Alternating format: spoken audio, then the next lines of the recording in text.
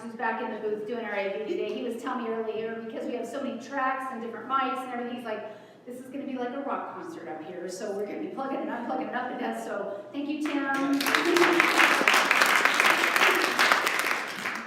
So before I start my talk, there's one thing that I want to tell you is coming up at the end of the service that we're going to do differently. Don't worry, I'll remind you again, and it's on the screens. But for those of you who've been here before, you know at the end of the service, we sing the peace song, right? And it's let it begin with me, and then that's it. We're doing something different today. We are going to recite the prayer for protection right after the end of the peace song. So let it begin with me, and then we're going to go into reciting the prayer.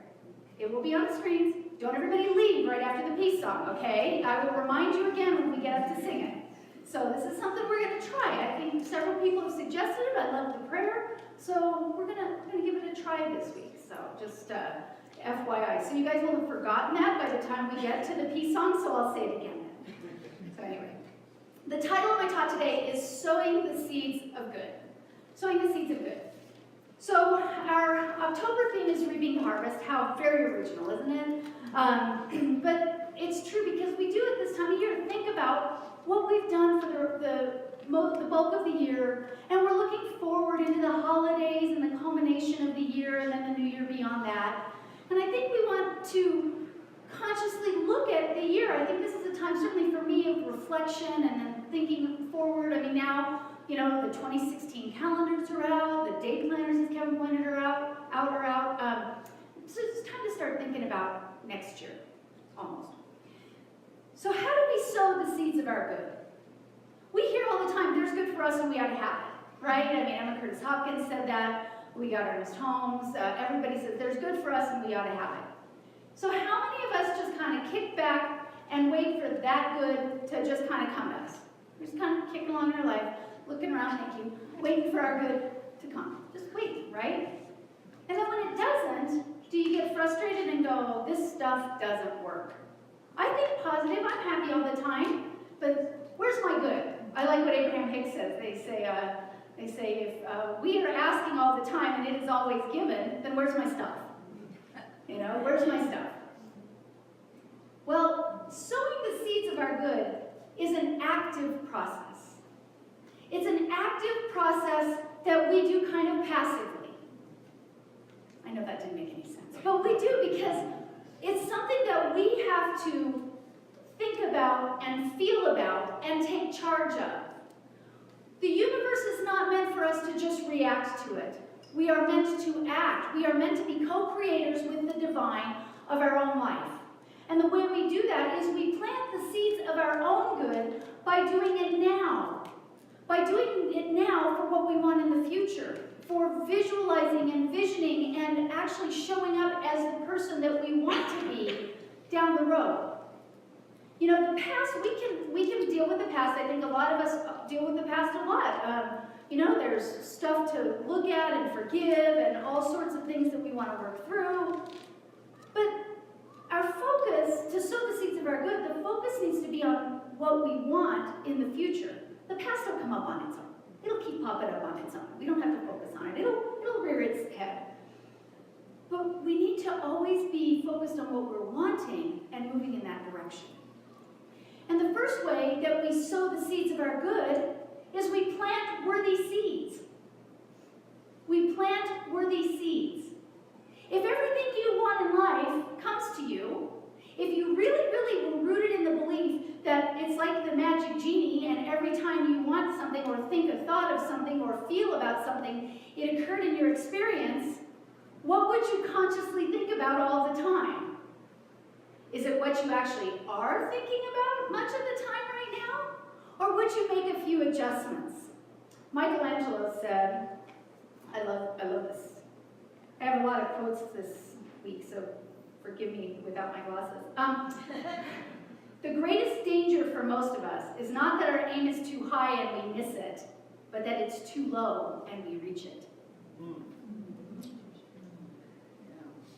We are meant to be magnificent beings. We are magnificent beings. And we are meant to do great things here. But we have to know that we are worthy of it. The seeds that we plant in consciousness have to be big enough for us. I think sometimes we get caught up in feeling like maybe I'm not worthy of my dream. And the question I want to ask you today is your dream worthy of you? Have you ever had an idea, this great idea that you're so excited about, and then you immediately start chipping it away? Do you say, oh, I want to own my own business. Well, maybe I'll partner in my own business. Well, maybe I'll just get a job as an executive in someone else's business. Well, maybe I'll just get a managerial job and work my way up. Has anyone ever done that chipping away process? Thank you, the couple of honest ones who put your hands up there. Thank you. Yay. We are worthy of our greatness. And yet we fear that that's not true. We are so afraid that that's not true that before we even speak the dream, we start modifying and chipping away and taking it back. That is not a worthy seed. We've planted the seed, and then we've dug it up and dug it up and dug it up and dug it up, and then we go, well, why the heck doesn't this work? Because we haven't fully stepped into that trust and that greatness of who we are. We have to plant worthy seeds. There's a great book. I love this book. It's one of my all-time favorites. It was written by Gay Hendricks. It's called The Big Leap. I don't know if any of you are familiar with this. But Gay Hendricks talks about there are 4 zones. We have 4 zones, okay? We have our zone of incompetence. We should never do anything in our zone of incompetence. That would be like, well, let's see. Me doing anything electronic. That is my zone of incompetence. I can run my iPhone and that's about it. But if I had to hook up my computer or something, that's my zone of incompetence. Hire it done. We all know what our zone of incompetence is. We may actually even be able to do it, but we'd rather have a root canal, right? Hire it done. That's your zone of incompetence, and you should not waste your time on it. The next thing is your zone of competence. That's something you can do. You're not bad at it. You don't really like it, but you can. This is also something you should probably have someone else do. Ask for help, hire it done, do something that you don't have to be stuck doing this. Because when we're in our zone of competence, it's taking time away from the upper 2 zones. Then comes our zone of excellence. And according to Gay Hendricks, this is where most of us live. We live in our zone of excellence. This is something that we're really good at. It probably pays us well. We probably are relatively satisfied with doing it. We get accolades and praise for doing it. We get a lot of strokes, and so we keep doing it. And this is where most of us spend our time. But living in the zone of excellence is not a worthy seed. Because the highest level is to live in your zone of genius. And the enemy of living in your zone of genius is living in your zone of excellence. And we don't jump up to our zone of genius because we're so well paid or well praised or comfortable in our zone of excellence. But that is not the worthy seed. We need to leap up into our zone of genius. How do you know when you're in your zone of genius? You feel it. You're passionate. You can't wait to get up in the morning. You're excited about everything you do. Everything falls into place. You say something and things just line up like that for you. That's when you're in your zone of genius. And so to plant worthy seeds in consciousness, we need to accept that. We need to claim it and stake it out and not start to backpedal to our very safe zone of excellence, or worse, our zone of competence. Again, I read the quote from Michelangelo earlier. Michelangelo is a great example of this. Michelangelo was born to a mid-level clerk in Caprese, Italy. His father had kind of lost his job. That would be the middle class in those days. There was the rising merchant class. It was the middle of the Renaissance, or the beginning of the Renaissance. And so his father's a mid-level clerk, not an unsuccessful person, but still just kind of, getting by. And when his father lost his job in Caprese, the family moved to Florence, which is where most people think of Michelangelo, being from Florence. That's where he grew up, and his father and mother actually sent him to school, which was something that the privileged people did. They got to go to school to teach Michelangelo to also be a clerk, to follow in his father's footsteps. And so he was a clerk for a while, and he worked for the Medici family, who ran Florence at the time in that nation state. He worked for them. He had a patron with the Medici family, and he was doing okay as a clerk. Hated it. Wrote about it to his brothers and father at the time. He's apprentice. He's probably 14, 15, 16 years old. This is not what he wants to do. So in his spare time, he's going out and chiseling in rocks and spending his time on paper, his time and money on buying paper to sketch things.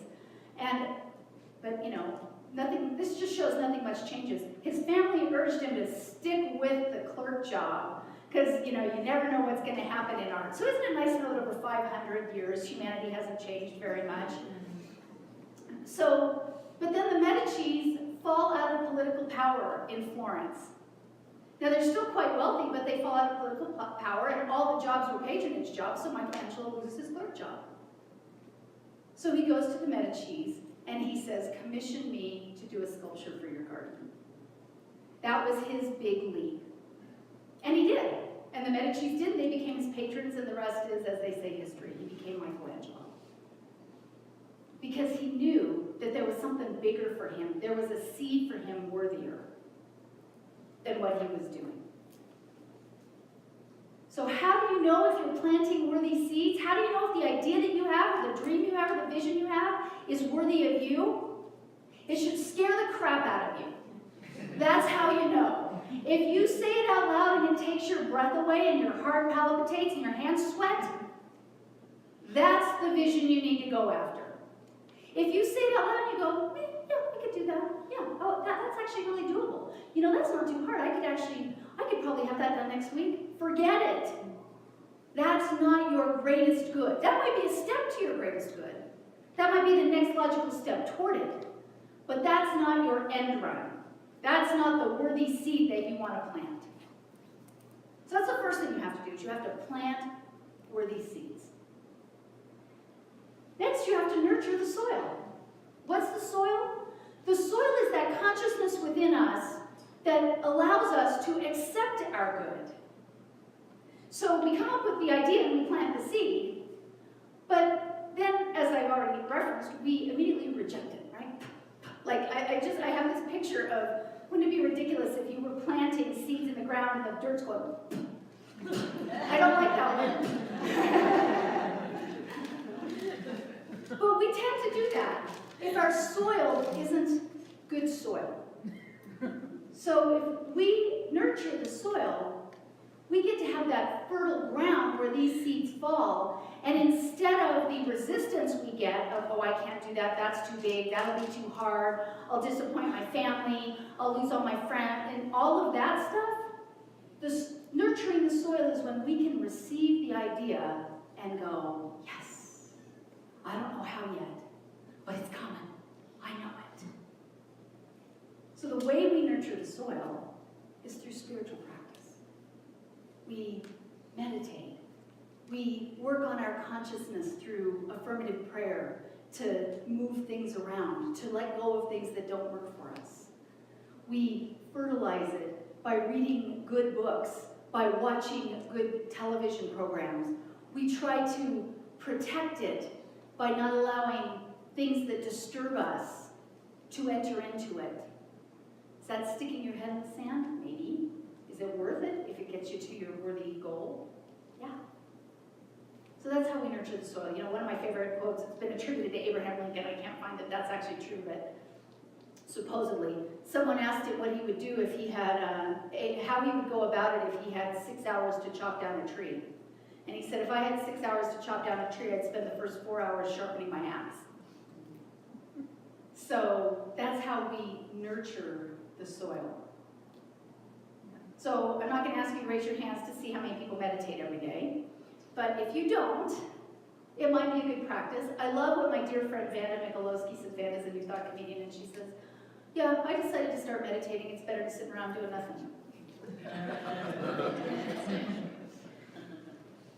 So when we meditate, when we get still, when we nurture the soil, which is really our own consciousness, that divine within us, when we court that presence and become friends with it, we're practicing something that is doing less with more. It allows us to do more with less. It allows us to do more with less.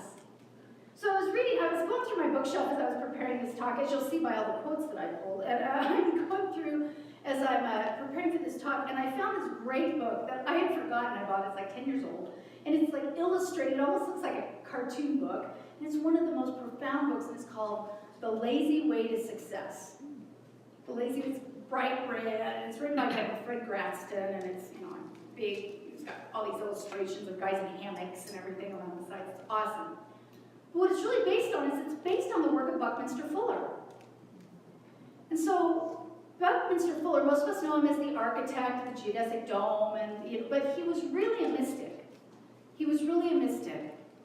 And he came up with this idea, and it was an economic principle at first, but toward the end of his life, he actually applied it everywhere, and it was called ephemeralization. Ephemeralization. It was the theory of doing more with less. And he actually thought that we would get to a point where we would increase our standard of living by using fewer and fewer resources. So we would just continually increase our standard of living as a people, and our use of natural resources would continue to decrease. So I want to extrapolate that out to in your own personal life.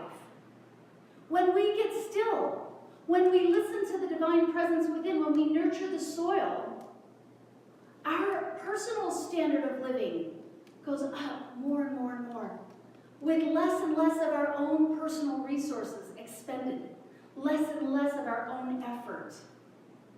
And I know we hear this a lot. I am not the first person to say this, and I am not the first person y'all have heard say this. But do we do it?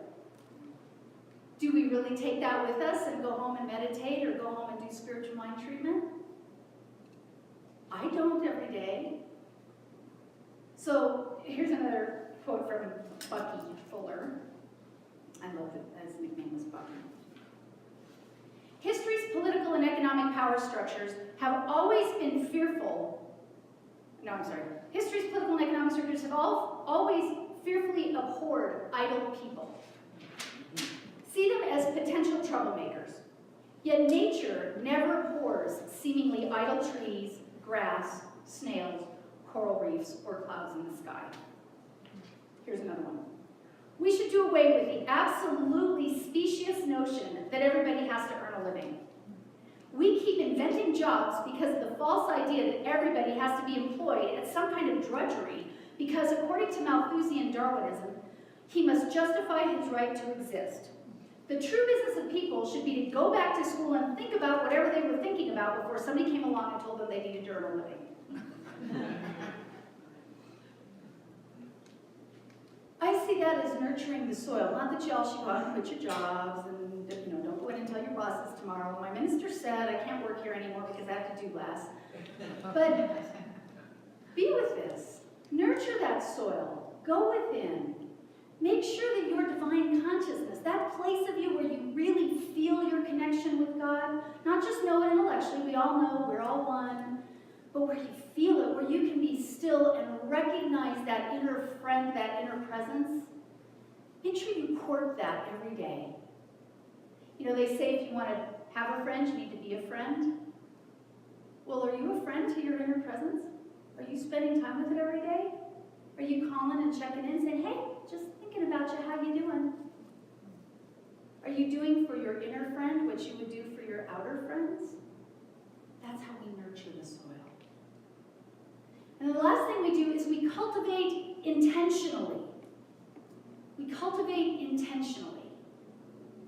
I think that last quote I read by Buckminster Fuller about earning a living speaks to the fact that many of us move for movement's sake.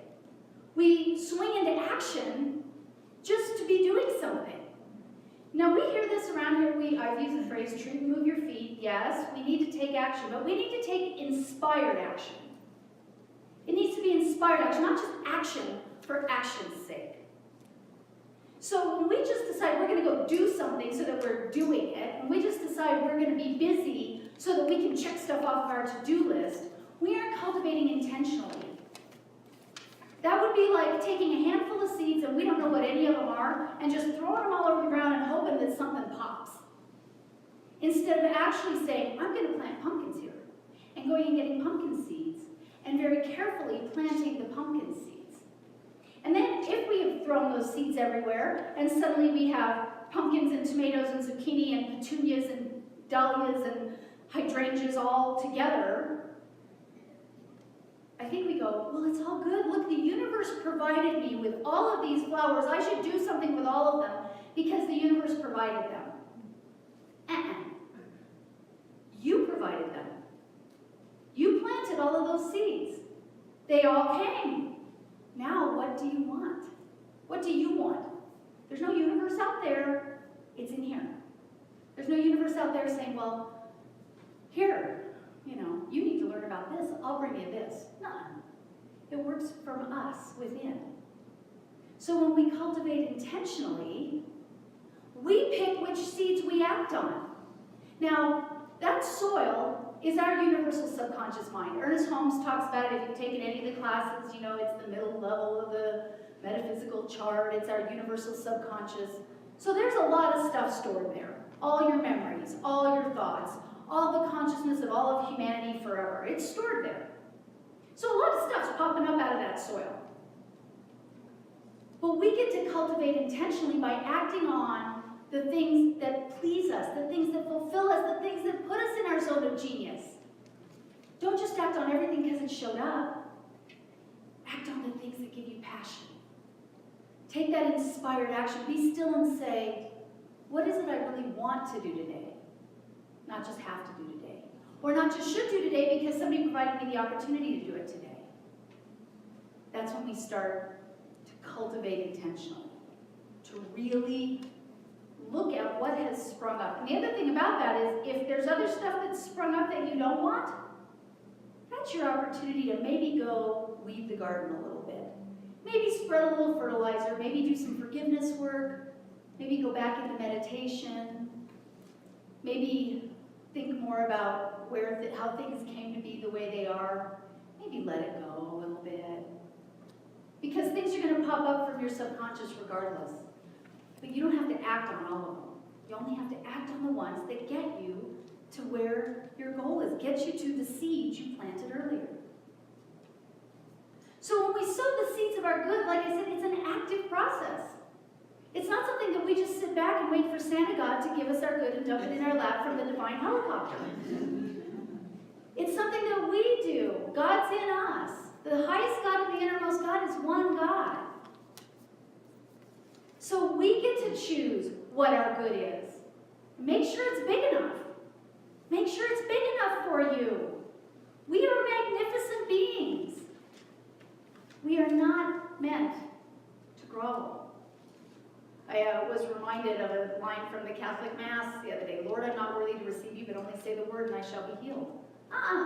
Here's the word. Word. We're healed. We're healed. We're healed. We are worthy of all the good. So make sure the good you want is worthy of you. And then nurture the soil. Check in with your friend within periodically. Maybe a couple times a day. See how it's doing. See how you feel. And you know what? You know how you know? If you don't feel good, you're not doing what's in alignment with your highest good. No judgment. Nothing's going to strike you down. Just know that you're doing what feels good because that makes you in alignment with your good. So check in, nurture that soil. And then only act on what is worthy of you. Only act on your good. Cultivate intentionally. Don't just do it because the opportunity presented itself. Think it through. Do it because it's what you want to do. It gets you to your zone of genius, not keeps you in your zone of confidence or excellence. And that's how we sow the seeds of this good that we all want to have. So let's pray.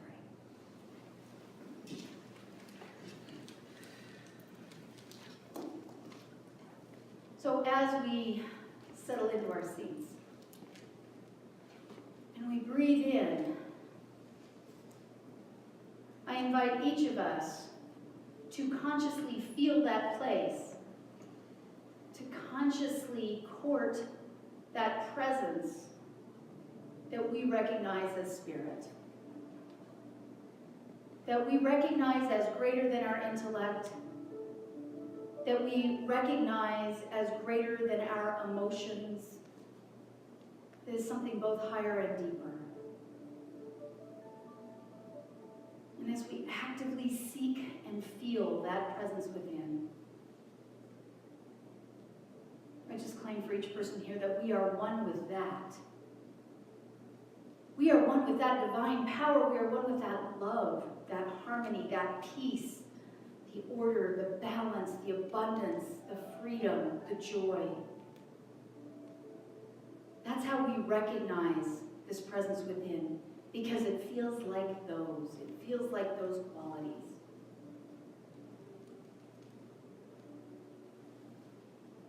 And so as we anchor into that and unify with it, I just know for each person here that we are meant to be magnificent. We are meant to sow the seeds of good in our own lives, and so by extension then in our community and on our planet. As we sow our worthy seeds and nurture the soil and cultivate only that which pleases us, I know that we bring good not only to those immediately in our vicinity, but we bring good to the universal consciousness. And therefore we do act as the pebble in that pond of consciousness to uplift all of humanity. And so Spirit needs each one of us. It needs each one of us to be successful, to be happy, to be joyful, to be prosperous. And I accept as each one of us goes about our day and week that we know this. We take this knowledge, we take this new inner revelation with us out into the world. We are transformed at our very core because we see things differently now. I know for each person that we show up as our good. And so we can do this easily, effortlessly, joyously. Because God is with us at all times. And so it is with great gratitude that I just give thanks. I give thanks for each person present here, each person who's part of our Foothills community, each person who's part of our greater Evergreen community. Because each person is important. Each person must be here for us to co-create the divine good we are all seeking. And so from this place of gratitude, I just claim this. I know this is true.